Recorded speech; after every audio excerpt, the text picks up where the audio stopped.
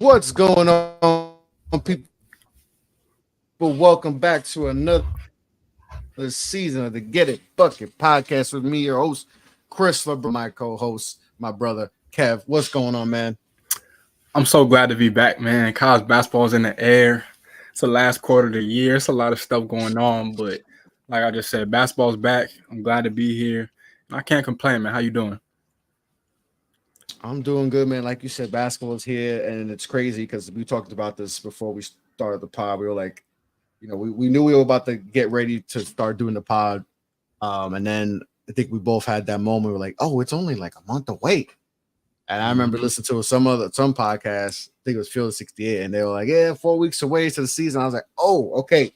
Time to lock in, get ready, because the season's gonna be here very, very soon. So today's pod, and for these next few pods, for these next few weeks, we're gonna be breaking down the conferences. And we're going to start off with a conference that Kev is very familiar with, and that is the Big Ten. So we're going to talk about the Big Ten. We're going to talk about the new teams in the Big Ten because I almost forgot they had new teams. I keep forgetting with all these changes in conferences and teams going here, teams going there. You forget they added some new teams, 4 new teams. So we'll talk about them. We're going to tier the Big Ten. We're going to talk about new coaches in the Big Ten. So we got some new faces there. We're going to talk about some top recruit, and we're talking about top recruits, especially out there in Piscataway. We'll talk about them and just dive into everything Big Ten. So let's get right into it. Last season, Purdue won the Big Ten, followed by Illinois, Nebraska, Northwestern, Wisconsin, and Michigan State were the representatives for the Big Ten in the NCAA tournament. And obviously, if you look at Purdue, they did that with Zach Edey, and they kind of almost redeemed themselves. They almost pulled the Virginia. Obviously, Virginia years back, they lost in the first round as the number 1 overall seed and bounced back and won a national championship. Purdue didn't quite do that, but they did get to the national championship and kind of got that stank off of that first round loss to Fairleigh Dickinson. So as we see this new revised Big Ten, and I was going to talk about Purdue, but we'll get right into it. Purdue obviously they're going to be, it's a new look team. There's no Zach Edey, but they bring in a lot of good talent back to Purdue. Well, what's the feeling? Is this a team that there's a lot of people thinking that they could still remain the team in the Big Ten? Do you think that's possible without Zach Edey? I definitely do. I don't think they're going to be as dominant as they were last year just because Zach Edey was literally one of the best big men to ever walk through the Big Ten. Mm-hmm. But when you look at what they bring back, how can you not like this team, right? And I think one thing we got to do as fans, like we really applaud coaches for going in the portal and acquiring talent. But at the same time, I think retaining dudes on your roster is just as important. And when you look at this Purdue team, you got Braden Smith, you got Fletcher Lawyer back, you got Trey Kaufman-Rand, you got Caleb First back, you got Miles Colvin back, you got Cam Heide. So the best thing about this team going into the season is that they have camaraderie. They lost Edey, they lost Mason Gillis to your Blue Devils, they lost, a couple other guys. Lance Jones was very key for them defensively, but you bring back pretty much everybody for the most part on a team that was playing in the national championship game. Braden Smith is a preseason Big Ten Player of the Year. I expect him to do big things. Fletcher Lawyer had an up and down year. I expect him to be better. And then Trey Kaufman-Rand is going to get all the touches that Zach Edey just left. You know what I'm saying? It's right on the table for him to take the opportunity and run with it. So to me, the Boilermakers are in prime position to stay atop the Big Ten. You look at Matt Painter, he's built Purdue into a very respectable program nationally. And I expect them to keep up their winning ways in the Big Ten post Zach Edey. Yeah, and they kind of trying to get back to that style with the big and that with Daniel Jacobson, the freshman, who showed some flashes this year in the circuit and I think he was in the under 18s also. He showed some flashes, so they're trying to repeat, see if they can get some magic with Sam. And they got a couple guys 6'10" and over, so they got some guys. So it's going to be interesting to see what they do and if they can repeat. back as Big Ten champions, and if they can make another run. Painter has his ways. He's gonna do it his way. He's gonna find that one guy, in high school, that's underrated, that type of player. He's gonna, transfer portal. He's gonna try to do that and try to attack that way and just build a team. He's got guys who have been in the program for years and been through the war. Obviously losing that first round game a couple years ago and then getting to the national championship, they're battle tested. So he's gonna hope that those guys step up. And because obviously losing Zach Edey that's, like you said, he's one of the best players in college basketball history. And he wound up being a top 10 pick going to play in Memphis. So that's you're never going to replace that. It's just near impossible. So you got to hope that the other guys step up and take care of business. And losing Lance Jones is tough. He was a key player for them. Mason Gillis, he's over there and he's with Duke now. But they still got a lot of talent, and I still think they're going to be one of the teams that are going to be in contention in the Big Ten. But we'll circle around back to some of the other teams in the Big Ten. But we got some new coaches. So we got a couple of new hires in the Big Ten. Juwan Howard's let go. Dusty May takes over at FAU. Chris Holtman won the going to DePaul. Jake Diebler takes over, his longtime assistant there. He takes over at the Ohio State Buckeyes. Andy Enfield let go, and Eric Musselman takes over. Coming from Arkansas, a lot of action going on in Arkansas right now with Coach Cal heading there. And then Mike Hopkins, let go for Danny Sprinkle, one and done at Utah State, and is now the head coach at Washington, one of the new teams in the Big Ten. So 4 new hires, Kev, in the Big Ten. Whether you want to rank them or who you think who took the best job, who's in the best position, who's in the toughest position. Whether you want you want to rank them or you want to talk about who's in the best spot, who's in the worst spot. Yeah, so best spot to me, I probably go with Muss just because you're in LA, right? I know USC is the most basketball women's side. I mean, you already know what they are, but the men's side is not the most attractive when you got the Lakers, the Kings, the Dodgers, among other things, the Rams, the Clippers, but they want to win. And they got a good NIL program. Muss brought in a lot of talent through the portal. As we all know, he's the transfer portal king when it comes to that regard. So I honestly like that for him. He's originally from the West Coast. He's from San Diego. So I think he's closer to his roots. He's going to know how to recruit a little bit better than he did at Arkansas. And we've seen what he did at Arkansas. He had a class that had Jordan Walsh, Nick Smith, and Anthony Black one year. You know what I'm saying? So to me, I love it for SC. I think he's going to make them more than relevant. And I'm looking for the Trojans to be a competitive team year in and year out in the Big Ten. And to me, they're probably the biggest wild card going into the season. But as he progresses and as he gets more years under his belt, I'm going to look at USC as a big-time threat in the Big Ten. And then after that, I'd probably say the toughest is probably Diebler just because of the expectations, right? And shout out to Mo, but, I mean, let's call a spade a spade. Just because Ohio State has their football team, their fans have high expectations in all sports, right? They want to win at a high level. And so I think Diebler is ready for the challenge. I just think, you popped into the middle of the season last year when they fired Chris Holtman. I can't remember what month it was. I want to say it was like early January. I could be wrong on that. Yeah. But they got rid of Chris Holtman. You stepped in. You beat the number 1 team in the country at that time in Purdue at the crib. Then you went to East Lansing and beat my Spartans at home. So those are 2 of the toughest programs in the Big Ten.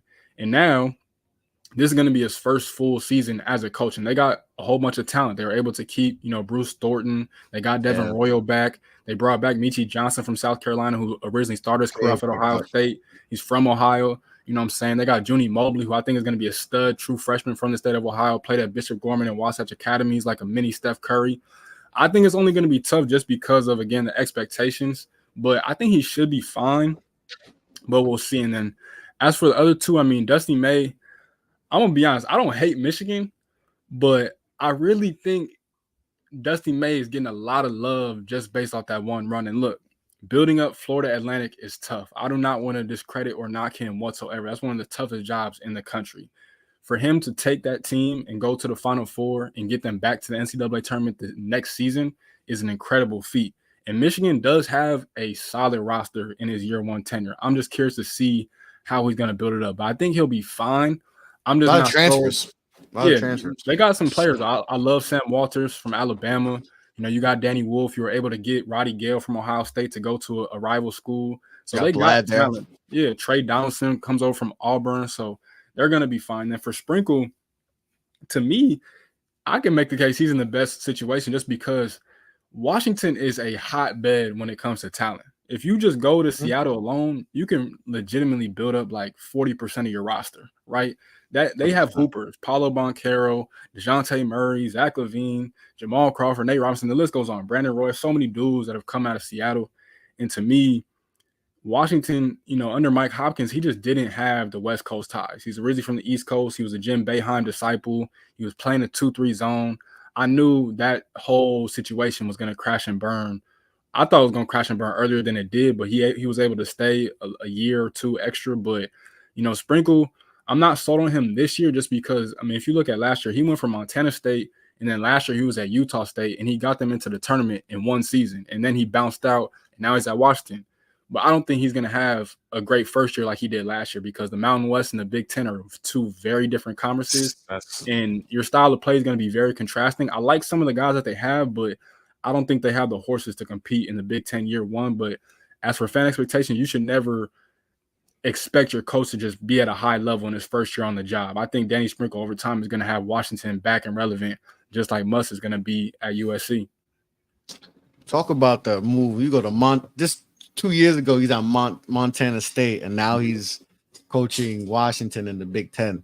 Like that's a hell of a ride. He did his thing at Utah State, definitely, and he brought up he brought him Osabor with him too, from Utah State. So let me ask you one thing, because we're gonna talk about, you know, in a little bit about the newcomers coming in, but you know what? Let's get into it. We might as well, because this is something I just thought about. What do you think is going to be the biggest adjustment from USC, Oregon, Washington, UCLA? What's going to be the biggest adjustment for them as they go from the Pac-12, which the Pac-2 and now, but it might be the Pac-12 again? They see there's so much confusion going on, but you know, now that they're going to the Big Ten, what do you think is the biggest adjustment is as far as, you know, the whole landscape, recruiting, coaching, philosophy? You know, you're going in, it's a different brand of basketball in the Big Ten. So how do you think, what do you think is going to be the biggest adjustment for those teams as they are now in the Big Ten? I think the two biggest things are physicality and style of play. And the physicality I'm not too worried about, because the Pac-12 has had some years where they were really good, right? Like when Lonzo Ball was there, you had Oregon was nice. I think they went to the Final Four that year. Arizona was good. So like the Pac-12 has been used to physical play. The last few years, it hasn't been that much. But when you add in Mick Cronin, you already know, coming from Cincinnati, his teams are always going to be physical. But I think style of play is the biggest thing, because the Big Ten is one of the slowest conferences in regards to pace, right? They play slow. They like to dump it off into the big man. That's why my Spartans have had so much success, because we're one of the few teams that actually like to get up and down. And you've seen some other teams start to incorporate that, like Illinois, like Penn State, and you'll probably see some more, you know, as we, you know, get through this season. But to me, that's going to be the biggest thing. Is it's a lot of grind. It's just like football. It's a grind, get it out the mud style of play. You know what I'm saying? Low scoring games. And so I'm very curious to see how these 4 new programs adjust to that. I think they'll be fine for the most part. Again, I don't have high expectations for Muss and Sprinkle just because they're in their first years, but I think at their new spots, respectfully, but I think once they get adjusted and acclimated, they'll be fine. But I'd say those are probably the 2 biggest things: is physicality and style of play. The style of play too, because it's just like with football. You think Big Ten, you think, you know, slow down, you know, running game, you know, you think Michigan running it 50 times on you, and it's kind of the same. And I think it's just, that's eventually going to be something how you act recruiting, that you're going to have to recruit a different type of player than you recruit in the Pac-12, where it's more fast paced. Same thing with football, right? Pac-12, we always thought about, you know, team offenses scoring all these points. USC was scoring 40 points, 50 points. UCLA, you know, Oregon, you know, now you see Oregon in football, how like, oh, okay, we can't, that style of play we can't always do. We can't win that way. We're not playing against some of the worst teams, the Washington States. We're playing, you know, we're playing Michigan. We're playing you got to play a different type of ball. So I think there's certain teams that they'll adjust, you know, especially when you got like Muss, must, come into USC. He knows how. He's been coaching forever. He's coaching the NBA. He's coached at all types. Those Arkansas teams. They'll be fine. Some of these, Dusty May, this situation. Some people are really high on them. That's what I was going to say. Some people I see as high as that's right behind Purdue. In the Big Ten, and I'm like, oh, maybe I don't know. But there's still a lot of new things that you got to incorporate. We know how things could take a while to incorporate. So I'm like, seeing them at number 2 in the Big Ten, I was like, I don't know. Maybe a little too soon. But see, that's what I was going to say, because the style of play thing is kind of like 50-50, because I remember when Micah Shrewsbury took over at Penn State, the one thing I loved about him was that he added a new element to the Big Ten that the Big Ten desperately needed. The reason the Big Ten struggles come NCAA tournament time is because they don't have too many teams that do different things. But I think with Muss coming in, with Sprinkle coming in, with Dana Altman and Mick Cronin, they're going to add a new flavor to the Big Ten. And that's what you need. Even Dusty May, he likes to play that 5-out offense and have shooters all over the floor and different things like that. That's what the Big Ten needs in order for them to start having a little bit more success, come March time. That's the most important thing. So I think it honestly works out both ways. But again, when you go to Mackey Arena and to Assembly Hall and to the Breslin Center and to all these top tier venues in the Big Ten, it gets a little bit different. Yeah, I didn't even think about just the venues. Like that's the different. You're going to be playing against big, big time schools. Even if you go to Ohio State, Michigan, you're going to be playing in different atmospheres. And that's not saying that the Pac-12 didn't have that. They had, but Big Ten, like you said, they take their basketball serious. It's a different type of intensity. So that's something you got to get used to, especially with those road games. But those 4 coaches, those are the 4 coaches in new places in the Big Ten, and we'll see how they adjust to life, in their new spots. What about we talked about D, because Diebler's the only one here who was not a head coach. How do we think he'll adjust to now being the head guy at Ohio State? We talked about him a little bit before, but let's get in a little bit more into him. Yeah, I think it's intriguing because Ohio State, we looked at them as a pretty good team going into the season. I thought the national consensus on the team was that they had talent. That wasn't an issue whatsoever. It was just about putting it together. It was about the growth of both Bruce Thornton and Roddy Gale. But when you look at last year, again, as I mentioned, Jake Diebler took over and Ohio State went to a different level. And he damn near, had they gotten a few more wins, they probably would have made the NCAA tournament. You know what I'm saying? He had them on the cusp. So I think for him, the biggest adjustment is just getting the right guys, getting the right mix, getting the most out of your backcourt between Bruce Thornton and Junie Mobley and a couple other guys, and then unlocking Devin Royal, because I thought last year, and Tyson Chapman too is a really talented freshman too, so I'm excited to see both of them. But having 2 guys on the wings that can create for themselves, play make, they can spot up from the 3-point line, you can post them up and play through the offense down there too. I think unlocking his wings is going to be the key. And honestly, they didn't have a reliable front court either, but this year they honestly have one of the most intriguing front courts in the country. Between you bring back Evan Mahaffey, you got Sean Stewart from your Duke Blue Devils will be a sophomore, and then you got Aaron Bradshaw too from Kentucky, who were 2 5-star players coming out of high school. So I'm very curious to see how they blend together. You got Austin Parks too. He's a 6'10" guy.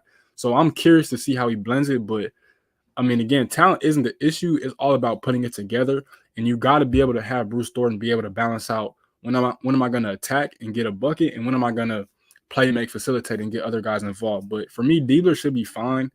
Again, to me, it's more so just about the expectations of Ohio State fans. But, I mean, they gave Chris Holtmann a lot of time, a lot of breathing room, and he did not have that much success. He never got to the second weekend of the NCAA tournament. I honestly think Jay Diebler is more than capable of doing that, especially with this roster, with Michi Johnson back in the fold.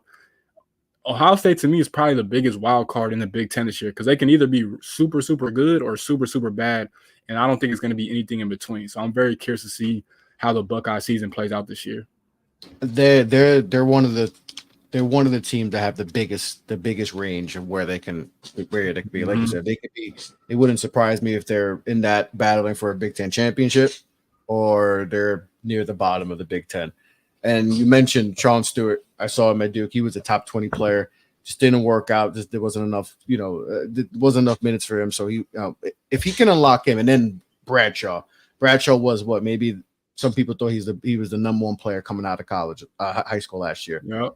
So if you can unlock those two, that's like getting 2 new recruits because they didn't play last year.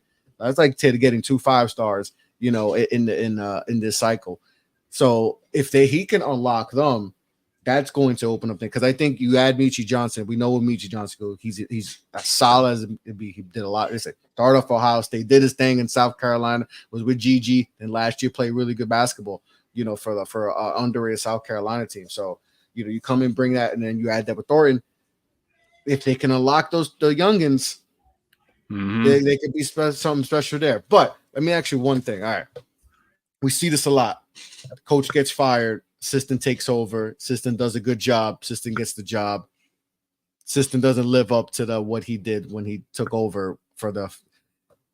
Do you worry about that at all? Because sometimes in any type of sport, whatever the sport is, we always get excited about the when the coach gets fired after underperforming seasons, and then the assistant takes over. Everybody loves the assistant, what he does, and then things don't work out.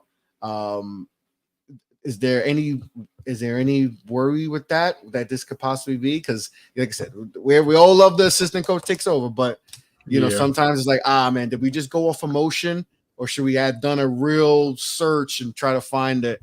Because like I said, a lot of teams do this. They hire that guy because they go on a nice little run after struggling. But is this? Do you think this was the right move by Ohio State, or maybe they should have did a little bit more, gone through a more thorough process and try to find the right head coach?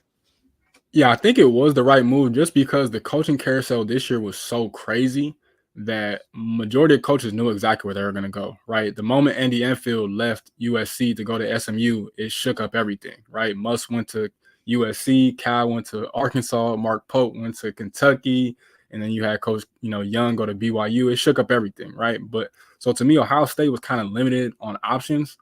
I am a tad bit concerned just because right now he's riding a wave of momentum, right? Going back from last season, he got a couple of recruits, I believe, this offseason in the younger high school classes. So when that momentum starts to stop and get stilled a little bit, that's when I'm going to be like, okay, how does Jake Diebler pivot and get Ohio State back to their winning ways? Because, again, Chris Holtmann wasn't terrible, right? He put out some NBA players. He never got to the second weekend of the tournament, which was probably their biggest issue. But, I mean, he had EJ Liddell. He had, a few other guys, pros, right, come through that program. Kata Bates, Diop, amongst others. He just could not get over that hump. Dwayne Washington was really good for them. Had players, but to me, it got stale fast. So to me, I think they'll be fine. I think Diebler will be fine, and I think he's committed to the program. I think he knows what it takes to win at Ohio State, and starting off having a good year one will do wonders for his longevity in Columbus. Yeah, so we'll definitely see. And then one of those programs that you're like, you see the football program just be like year in, year out, Dom. You're like, why isn't Ohio State a little bit better in basketball? You're like, all right. And it seems like the last few years, like they've really taken it more serious. Like, all right, we want the basketball program to match or get close to what the football program is. And they have the resources. We just, we talked about before, like collectives and all. Their collective is, I know it's football, but like, that could trickle down to basketball too, and like I said, they've had an abundance of pros, guys going to the league and some top tier players. So, we'll see what happens in Ohio State. But that's the one thing is, when you hire a coach after, he takes over for the coach that was let go during the season, that could be an emotional hire. Sometimes it just looks good at the moment because that's what the players want, right? Most players like, yeah. Keep him. We want him here because you don't want, especially in the new era of transfer portal, you want to keep guys here. You want to keep guys happy. Let's just hope that was the right move for it. Because if it's a struggle for Ohio State, they're gonna be like, man, we should have went through a more thorough process. So hopefully, that's not the case out there in Ohio State. But let's talk about some of the recruits and listen. Rutgers doesn't usually do what they did. And everyone has, even people who don't watch college basketball, they hit me up, be like, yo, how did Rutgers get the two of the top three guys in the country, and this one guy might be a number one pick. This other guy is, that's Ron Harper's kid. And I'm like, man, I don't know. We got to investigate that. But Rutgers pulled off. They got Ace Bailey and Dylan Harper to go to Rutgers. Rutgers in Piscataway, New Jersey. They got two of the top 3 recruits in the country. Now, Dylan was supposed to go to Duke, and then Coop said, he's going to reclassify, and obviously that's going to leave a little bit of, there's only one basketball, and Duke already had a bunch of recruits. Evans going there, so it was going to be a log jam. So Dylan decided to go, where his brother went, in Piscataway, and Ace Bailey is, if Cooper Flagg's not the number one pick, people are saying Ace Bailey is the number one pick. So they got 2 of the top 3 players in the country. Then we got Derek Queen, big man from the DMV, stays in the DMV. He going to Maryland. Bryson Tucker going to Indiana. Illinois got a couple recruits, and Maurez Johnson and Will Riley. Your Michigan State, they stayed in the family. Jace Richardson staying there, and you also got Kurt Tang too. So you guys have got some good guards in there. Zoom Diallo going to Washington too. So a couple big time recruits there. So who are some of the top freshmen in the Big Ten that you're looking forward to? Yeah, so you got to start off with the Rutgers duo, right? They're both. Yeah. How do you feel about that, and how do you think how that works? I'll be honest, I'm slightly concerned just because I was saying all offseason, the main thing that Steve Pikiell had to do was retain Cliff Omoruyi, because I think having a defensive center would have been elite for them. And Cliff, to me, has been one of the best defensive big men in the country for the past few years. And he goes down, he transferred to Nate Oates' program down there in Tuscaloosa. He'll be playing for the Crimson Tide in the SEC this year. So I'm excited to see that, because they were a team that couldn't guard anybody last year, even though they made it to the Final Four. But I thought if they kept him, to me, this team would have been a clear I won't say half, because it's a lot of teams in the Big Ten, but I thought they would have been a clear top 7-8 team in the Big Ten. But honestly, Dylan and Ace are both going to walk into this situation, and they're not going to have too much talent around them. Outside of Jeremiah, they lost a lot of guys. They lost a lot of guys. Mawat Mag transferred out. They just lost some key guys. To me, it's going to be a lot of pressure on them. Jeremiah Williams was the main guy where he was hurt. I think he was hurt or suspended for like half the season, came back and was hooping for him. He kept him in a lot of games, and he's going to be the key, because you need that dude that can take pressure off of Dylan Harper, right? Because most nights, the scouting report is going to be all majority Dylan Harper, because he's going to be running the plays, he's going to have the ball in his hands and things like that. But you got a 6'5" point guard who's a lefty, super creative, knows how to navigate ball screens. You got a 6'9" forward that is a jumbo athlete, can score from anywhere, loves the mid-range game, can dunk on you, big-time rebounder, still honestly learning the kinks of his game.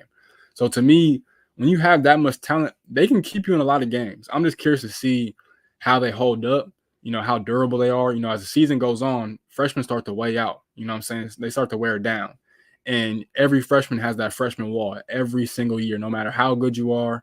Whether you're Devin Booker or Tyrese Maxey, whatever, you're going to hit that freshman wall. So I'm curious to see, when both these guys hit theirs, hopefully they're at different times, how does Rutgers respond? Because that's going to happen. And who knows? They could be great all season long. So I wouldn't be surprised at all if that's the case either. But I'm going to be honest, as much hype as they're getting, unfortunately, I don't think they're going to make the NCAA tournament, man. I just don't see it. And I hate that, because I do love what Steve Pikiell has built up there in Piscataway, New Jersey. I think he's turned Rutgers into a relevant basketball program. And it started off with Ron Harper Jr., you had Corey Sanders.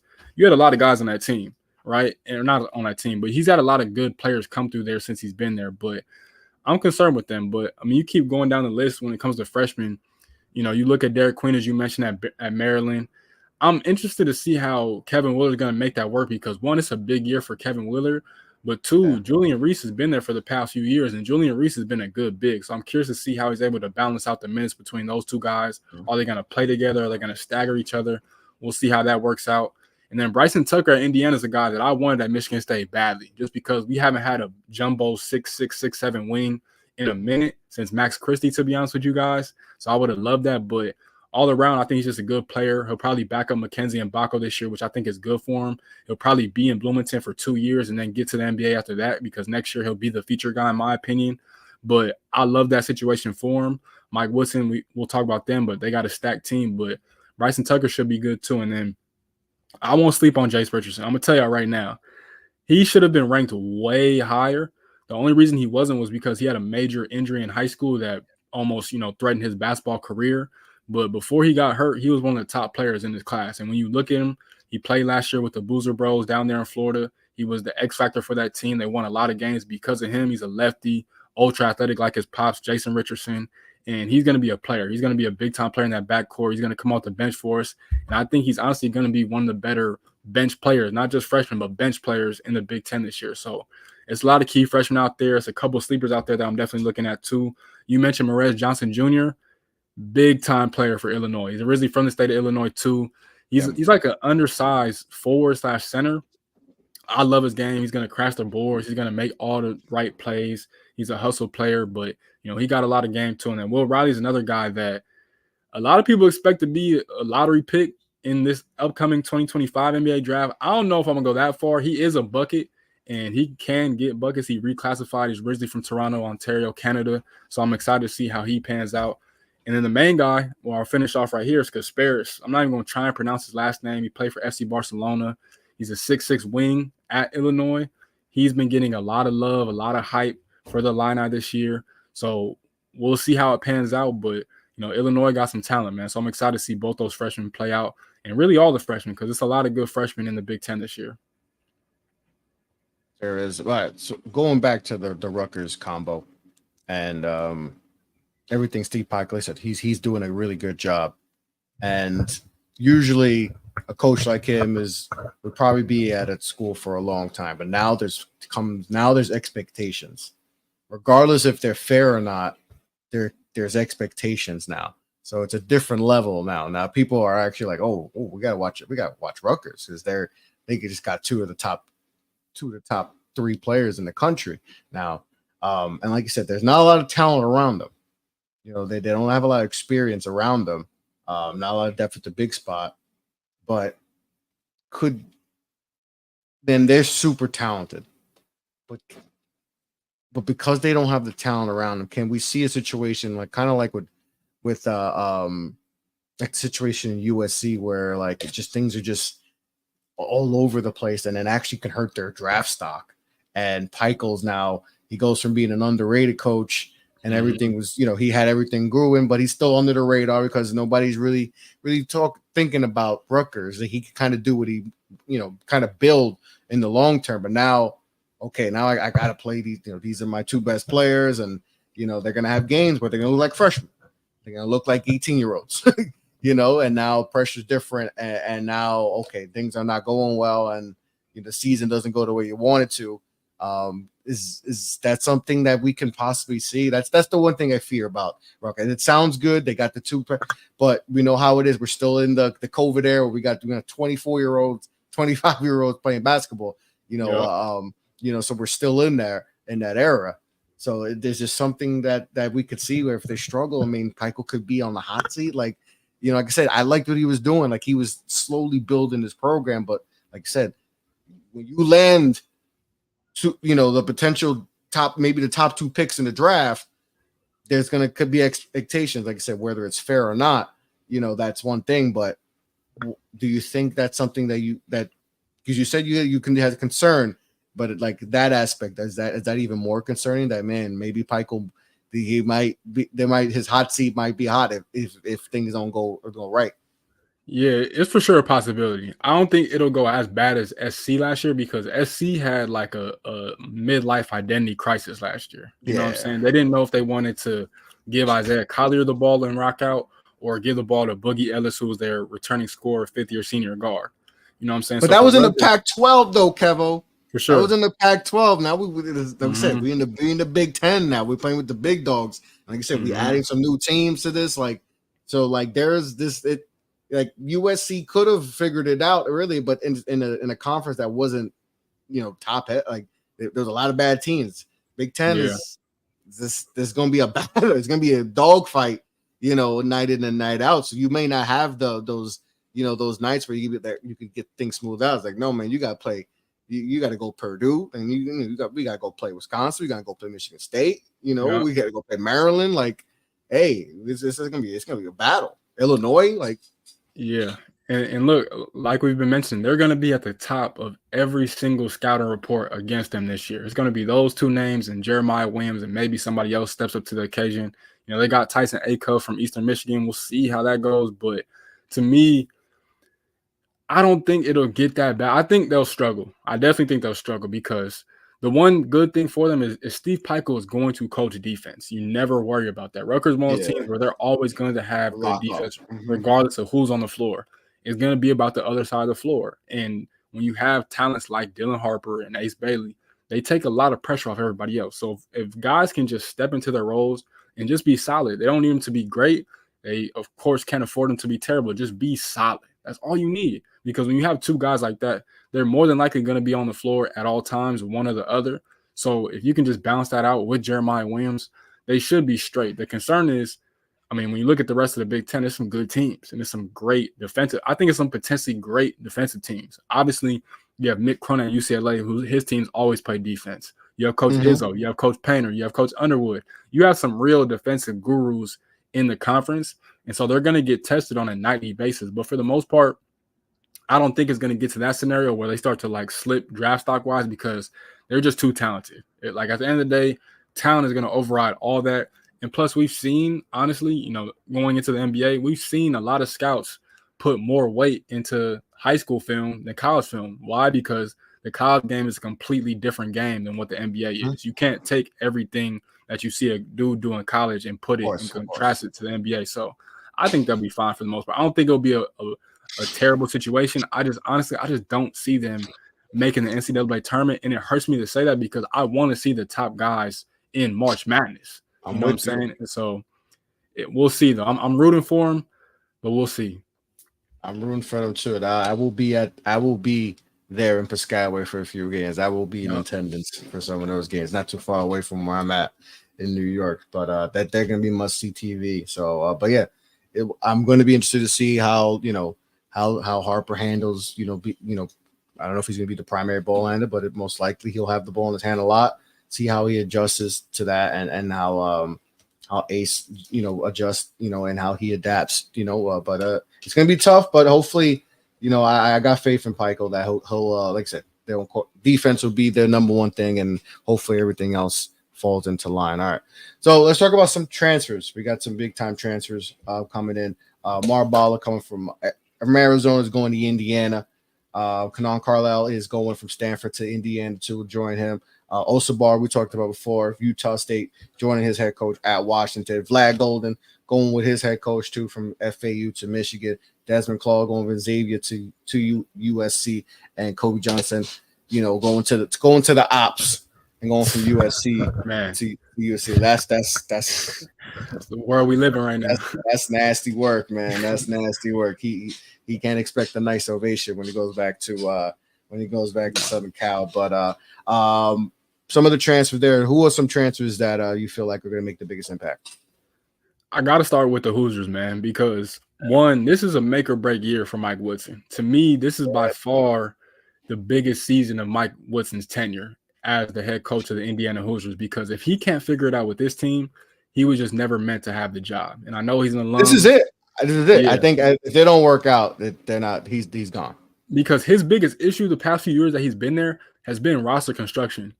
But this team has pretty much everything. And when it comes to the transfers, I thought they did an amazing job getting into the portal and identifying exactly what they needed. Look, I got nothing against Xavier Johnson, but he just did not pan out. He had the injuries, he had the inconsistencies.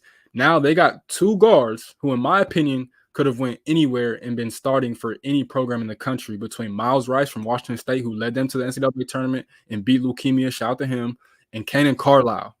Kanan Carlisle, for some reason, I don't understand why he's not getting as much credit as Miles Rice, because they're both smaller guards from Atlanta, shout out to the A. But when they started to get these transfers rolling in, everybody was just giving praise to Miles Rice, and deservedly so again. When you can win games at Washington State as a true freshman, that says a lot about who you are as a player. And it wasn't just him. Shout out to Coach Smith, who's at Stanford now. They had a really good team last year. But Kanan Carlisle, dog, I'm telling y'all right now, I don't think he's going to start. So automatically, he's probably going to be one of the best backup point guards in America this year because Kanan Carlisle is must-see TV. I watched him when he was at Overtime Elite. He is a stud, in my opinion. He can finish around the rim. He got all the touch, big-time passer. I watched the game when Stanford came out here last year and played at USC, and he put on a show. He outplayed Isaiah Collier mightily. You know what I'm saying? So I'm definitely looking out for those Indiana guards. You look at Illinois. Benham Reekhouse from Evansville has gotten a lot of credit too. He's a 6'9" forward. Watching his tape, I'm not going to lie, he's going to be a player. I mean, we seen what Illinois did in the portal last year. They brought in Marcus Damask. He was damn near an All-American. He's one of the best players in the Big Ten. Benham Reekhouse is a 6'9" forward, I believe, who can pass. That's the main thing I took away from his game. You can put him anywhere on the court, and he is a huge and big-time playmaker, and he can knock down shots. So he has the size. He has a passing ability. He can get to the rim. You can run your offense through him. He rebounds. He is going to be a major, major factor for Brad Underwood in the Fighting Illini this year. And then a couple other guys, I'm very curious to see what Desmond Claude does at USC because this was a dude that honestly could have went into the NBA draft this year. And the biggest issue and concern with him from Xavier last year playing under Sean Miller was he just couldn't shoot the ball. His jumper is just not there, but he does everything else. He got the size. He got the floater game. He got the in-between game. He got the mid-range game. He does a lot of things, but he just has to be able to knock down shots from the perimeter. So I'm curious to see how that develops playing with Coach Muss out here for USC. And really, that's what I'm curious in. And then going to UCLA, they got two guys that I love between Eric Daly, who was a major, major high-level recruit, 6'8" power forward, was at Oklahoma State last year with Mike Boyden, who unfortunately got fired. They got a new guy down there in Stillwater. But Eric Daly is a lefty, was at IMG Academy a few years ago, and he's just like a do-it-all glue guy type of player. Honestly, like it's nothing that he can't do. It's going to be some nights they're going to ask him to score. They're going to ask him to guard the other team's best player. He can rebound. He can take the ball in transition and make plays. Eric Daly is going to be a name to watch out for the Bruins this year. And then their other transfer is William Cobb III, who it sounds like he's been having a big-time summer. He's a 6'9" forward. He might play a little bit of minutes at the center spot, backing up Adai Marr. I think he's going to start probably at the 4 spot, but he's a guy, comes over from South Dakota State. Mick Cronin's going to love having this dude because he's a prototypical Mick Cronin type of player where he just gives his all playing defense. And his offensive game it will slowly start to round out too, but it's a lot of good transfers, man. Frankie Fiddler, for my Spartans, he's going to have a huge role, right? 6'6", 6'7" wing. We've been needing a wing, as I've been saying. We have not had a true wing in a minute. We've been playing these 3-guard lineups, and it hasn't worked. And now we finally got a Michigan State-type wing that can score from all 3 levels, that can facilitate, just a very good all-around player too. So I'm excited to see him. But, man, the Big Ten did a great job of bringing in some key contributors that are via the transfer portal. I'm curious to see how all these guys pan out because I think a lot of them are going to make a lot of noise this year. Yeah, there's definitely going to be some impact transfer there. All right. Let's talk about them. Talk about Sparty. Let's get into it. A lot of new faces we're going to be seeing. A lot of departures. Obviously, Tyson Walker's gone. A guy who carried you guys. He did his thing. Malik Hall's gone. AJ Hallgard's at Vandy. Mike Sissoko's at Cal. So a lot of guys that big pieces to your team are gone. But we got some good returners. You got Xavier Booker, who was a top 10 recruit. Didn't play much last year. He's back. Hopefully he takes that next step. And obviously we talked about, Jace, some freshmen that could potentially might see some minutes this year. But how do we feel? It was a very up and down. It started off with a bang. We thought we with the early season losses and the bad shooting, from 3. We talked about that religiously on the show, how bad that start was, shooting from deep. But it was an up and down season for Sparty. And even got people thinking about, hey man, don't say is it time? Yeah. Like, is it possibly like is has coach had lost his fastball? Yep. Um, and I don't think he's lost. It may be a little tick off the Hmm. fastball. What happens when you get a little older? But it definitely, just the feel. It just feels like, all right. People started bringing up, oh well, hasn't won a championship in a minute and all that. But it's like, okay, has he really lost his fastball? Or was it just one of those years that just happens, or you just, hey man, it's just things just didn't work out the way it wanted to. So what's the temperature? How are we feeling about the roster construction this year with this team? Do you think Izzo still got it and it was just a blip in the radar? It was just, hey man, it's just a tough year. Things didn't go our way. So what talk to me about Sparty? What's your feeling? What's the temperature? And do we still got faith in coach? Yeah, so it's a few angles from this, right? So the first thing is we haven't been Michigan State basketball, like prime Michigan State basketball, since COVID, right? We went to the Final Four in 2019. That's when we lost Cassius Winston. That's when we lost Xavier Yeah. Tillman. Shout out to Don't Tillman. remind me about that. Don't Yeah, remind me my about bad. that. Shout out to X though. He just won himself a NBA Finals with the Celtics. So Yeah. we have not been the same, right? We had the Max Christie year. It didn't really work out because they were fresh off of COVID. We were trying to fit too many pieces that just didn't connect together. But to me, I'm ecstatic about this team because the reason a lot of people aren't high on us, I've seen people are like 50-50 on us from what I've seen from like the national, perspective, is Yeah. because it's Izzo and then it's a whole bunch of really unproven players, right? Outside of like Jaden Akins, you don't really know what you're going to get from this team. And I think that to me has me optimistic because yes, it could go either way. It could be really good. It could be really bad. But from what I've seen, we took a trip to Spain in the summer where we went to Barcelona, Madrid, and Valencia. And we went 2-1. We lost to a really talented pro team. I believe I can't remember exact country they were from, but they were really good, right? But I say all that to say what I seen was Jeremy Fears looks ready. And I'm excited for that because he looks like a Michigan State point guard. A lot of Michigan State fans did not like AJ Hoggard. I believed in AJ Hoggard a little bit more. He had his inconsistent moments. Definitely, I'm not going to skate over that. But I don't think us being down was simply the fault of AJ Hoggard. I just don't agree with that. Oh But yeah. it all starts off with having a point guard, and Jeremy Fears is that. And his biggest thing is going to be able to adapt to, as I said earlier, how to pick his spot scoring and not being too unselfish because he's going to find his shooters, right? He's going to get his shooters involved. And that's the thing with this team is that from last year, they were a team that couldn't shoot, but they could defend. This year is going to be the opposite. You have shooters everywhere. You have Jaden Akins, you have Frankie Fiddler, you're going to have Jackson Cole that can knock down shots, Kurt Tank can knock down shots, Jace Richardson can knock down shots. You have shooters. Xavier Booker is a major shooter, right? But defense, I'm kind of concerned. But the good thing about it is you have a head coach who's one of the greatest defensive tacticians of all time, and Tom Izzo. So I'd rather it be like that than vice versa because offense is natural. Offense is the most fun part of the game. You should enjoy playing offense, right? So that should just be second nature. But when I look at it, again, it's just a whole bunch of unproven commodities. But I think the best thing about this team is the bench, bro. Because I assume we're going to start Jeremy Fears, Jaden Akins, Frankie Fiddler, Xavier Booker, and probably Zamon Sapala, who was a transfer from Longwood.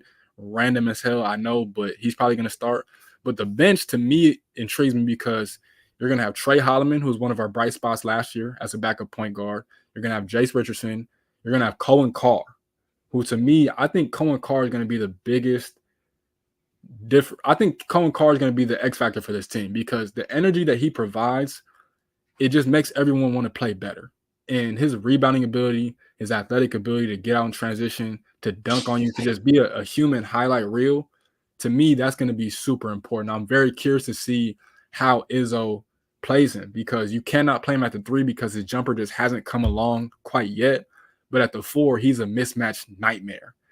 On top of the fact that you can start 2 centers next to him or play 2 centers next to him between Jackson Cole and Xavier Booker that can knock down shots and that take the pressure off of him to knock down shots. So as a whole, I'm excited, man. My biggest thing is I just don't want Jaden Akins to feel like he has to be that go-to guy because it's going to be either him or Frankie Fiddler. But for Akins, he's really struggled to just get his own bucket off the bounce. But to me, the biggest thing for him as he transitions from going from a number 3 or 4 option to the number 1 option is that, bro, just take what the defense gives you. Do not overthink it. Do not try to do too much. the game is all about taking what the defense gets you. I promise you, when the game starts to slow down, you're going to have dudes that close out too hard, go around them. You're going to have dudes that close out lazy, shoot over them. You know what I'm saying? Don't overthink it. So I think he'll be fine, but I love it, man, just because, again, we really don't know who we are right now. In that gym in East Lansing, they know what they are, but again, we still have to see it on the floor, and I think that intrigues me more than anything. And I think we're going to be a top 5 team in the Big Ten this year. And again, I think this is going to be a culture-setting year for Tom Izzo to get back to his winning ways at Michigan State. Yeah, and I think an underrated thing of, as far as the whole, Izzo losing his fastball, he kept his top freshman. Exactly. Here's Carr, Booker. They didn't leave. I mean, especially if you're Booker, in his instance, where you're a top 5, top 10 recruit, and you don't get no run. Yeah. Usually we see those guys, they're out. And he stood. Yeah. So and that, to me, that means something. That means, okay, like, all right, I still believe in this program. Like, I came here for Coach Izzo, and if he had any doubts, I think he would have dipped. And so thing with Fears and Carr. So, like, I'm like, okay, I think, and now that you guys, okay, there was a lot of hype last year, man. I was in it too. I thought a national championship. I thought you guys were that good. Now that you guys are kind of people like, we don't, like you said, we don't know. So you see them kind of being picked in like the middle of the pack of, still like a tournament team, but like, maybe in that, an 8, 9, 10 range, seeding wise, and in the middle of the Big Ten. I think that's probably, I'm sure. I mean, it's cool to be predicted as the favorite, but to be under the radar, yeah, that's maybe where Sparty is best, and then Izzo can just get those guys ramping up. So I think they'll be better than what last year was. Last year, for just the shooting, it just a lot was happening and just didn't work out. But I think you bring back those 3 freshmen. So you got Akins, you got guys coming, in the port. I think we'll definitely see a bounce back from Sparta this year, and it should be a better performance than what we saw last year. And it seems like that's what you guys have the most success, when you're a little bit under the radar and you can fire, and then you're back in the Elite 8. Those are the 2 things right there. The one you just said, when we're being overlooked, is I feel like when Izzo's at his best, because he loves that underdog story. You know what I'm saying? He loves being counted out and people saying he doesn't have it. When we lost to Carolina last year in the second round, he literally said, I'm either going to get back to getting deep in this tournament, or I'm going to die trying. And I firmly believe him. I really do, because I know how much he's hungry to get that second national championship, because deep down he believes once he gets that second national championship, it's going to solidify him as a top 10 coach of all time, right? And he only got a few years left, so I think he's going to try and do everything in his power to do that. And then the second thing, before we switch topics, is that I barely touched on Xavier Booker, but I don't want to knock Malik Hall, because Malik Hall the last few years won us a lot of games. So when I say this, I don't want anybody to think that I'm knocking Malik Hall. But the thing about our offense, is that when you have a 4 that's a big-time shooter, it opens up the lanes for everybody else. Malik Hall's shot kind of went left in a bad way as his career progressed. But Xavier Booker, being the knockdown shooter that he is going to be a mismatch problem for 4s to have to guard on the perimeter. It's going to allow Jeremy Fears to get into the lane, Jaden Akins to get in the lane. It's going to give Frankie Fither more, space to operate with. So I think having a 4 that can knock down shots is so beneficial to our offense, and that's going to take it to a new level this year. And so I'm very excited to see the leap that Xavier Booker takes, because he put on some weight. I think, mentally he's going to be more built for it this year too, and he's going to play a lot. So I'm excited to see what Xavier Booker does in year 2 in East Lansing. Yeah, it's Sparty's going to be very interesting to see this year. And I said maybe under the radar is the best way to go for Sparty. So we'll definitely see how that goes down in East Lansing. But all right, before we sign off, Kev, let's tear them up. Let's tear up the Big Ten. Obviously, like we mentioned before, we got some new teams in there. So you want to start from your bottom tier up or top tier down? You let me know. You get it going. Yeah, I'll go from the bottom up. So at the bottom, I'm gonna have Northwestern, and I hate to say that because they do have some players, but I just think losing Boo Buie is such a major loss that you just can't recover from that, because he's one of their best guards they've ever had come through that program. But I'm gonna start off with, let me write this down so I just know. Again, I'm gonna go Northwestern, Penn State. Nebraska, Wisconsin, and Minnesota as my bottom tier. So we got Northwestern, Penn State, Nebraska, and what was the last team? Minnesota. Maine. Okay. And I'm going to throw Washington in there too. As much as I hate to say that, I'm going to throw Washington in there too. So that's your The bottom middle tier. Okay. You got 3 tiers? How many tiers you got? Yeah. Bottom, middle, top. Like the elite, the good NCAA tournament teams, and then just the bad. So I got the bad out the way. The middle tier, Michigan State, Michigan, Ohio State, Indiana. Or excuse me, don't put Indiana there. Michigan State, Michigan, Ohio State. Ooh, okay, I'm sorry. You got to put Rutgers in the bottom tier for me. My bad. Bottom tier? Yeah, I'm put Rutgers in that bottom tier. I'm looking at all the teams right now, so I'm sorry. So middle tier, again, Michigan State, Michigan, Ohio State, Maryland, USC, UCLA, and have I mentioned Iowa? Iowa should be in the middle tier too. Iowa's in the middle tier. Okay. Yep. And then the top tier would be Illinois, Indiana, Purdue. Illinois, Indiana. Am I missing any teams? Purdue. Did you write down Wisconsin? We don't have Wisconsin. Wisconsin would be on the bottom tier. So Wisconsin is bottom tier. Yeah, that's the tiers right there. I think we got all right. So bottom tier, we got Northwestern, Penn State, Nebraska, Minnesota, Washington, Rutgers, Wisconsin. Your middle tier, Michigan, Michigan State, Ohio State, Maryland, USC, UCLA, Iowa. Yep. And then your top tier is just the 3 teams in Indiana, Purdue, and the Fighting Illini. Yep. Of Illinois. I think that's every team, right? Are we missing any teams? I think it's 18 teams. I think we got them all. I know, right? They're confusing me with all these, the Big 18. Yeah, it's 18 teams. So that should be good. Oregon. Oregon would be middle tier. Oregon. All right, so we're going to put Oregon in the middle tier. So let's count. 1, 2, 3, 4, 5, 6, 7, 8, 9, 10, 11, 12, 13, 14, 15, 16, 17. I think we're missing a team. Let's see. You got Minnesota. You got Maryland. USC. No, we got USC. They're in your middle tier. Wisconsin, Nebraska. No, we got Nebraska in the bottom tier. Purdue. Unless I just counted wrong. Michigan. Washington is in your bottom tier. Oh, maybe we did get them all. Northwestern, Illinois. Yeah, we got them. Right, okay. We got them. 1, 2, 3, 4, 5, 6, 7, 8, 9, 10, 11, 12, 13, 14, 15, 16, 17. Yeah, I counted wrong. Okay, so read it back to me one more time. My bad. So your bottom tier, we got Northwestern. Yep. We got Penn State. We got Nebraska. We got the Golden Gophers of Minnesota. We got Washington, Rutgers, and we got the Badgers of Wisconsin. Your middle tier, the Wolverines of Michigan. We got your Sparties. We got the Ohio State. We got Maryland. We got the Trojans of USC. We got UCLA.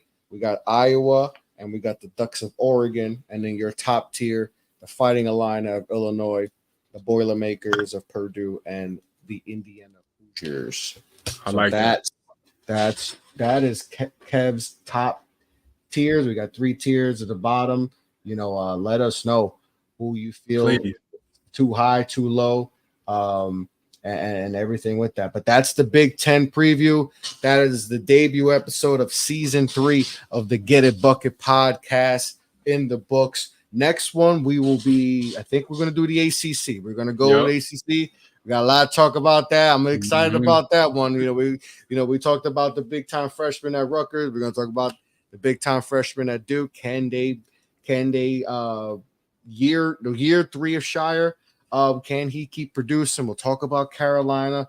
We'll talk about UVA. We'll talk about all the teams out in the ACC. The new team, they got Stanford, Cal now. Like I said, we talk about a lot of new teams and do fit. SMU's in there. That's a sleeping giant too. But we'll get into that. But Kev, appreciate you. Like I said, we're going to get the ACC preview next. But appreciate everyone.